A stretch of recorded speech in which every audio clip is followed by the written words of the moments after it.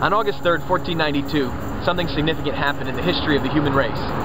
Christopher Columbus and his men left the shores of Europe and traveled west to find what they hoped was India, but they soon discovered a new world. It was a world that had not been tapped by the authorities of Europe. When they returned back to Europe, he told the leaders of Spain and many other nations that it was an incredible place. And this one man, Christopher Columbus, began to spread the truth about a new world all over the shores of Europe.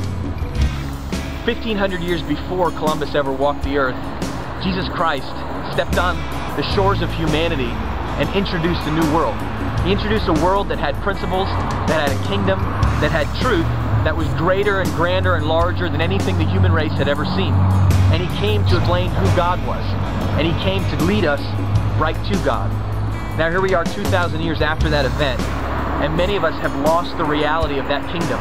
We've lost the truth that there truly is a kingdom that we can't see with our eyes. See, when Jesus stood before Pontius Pilate, one of the most powerful men of his day, he looked at him and he said, "Sir, my kingdom is not of this world." He lived for a reality.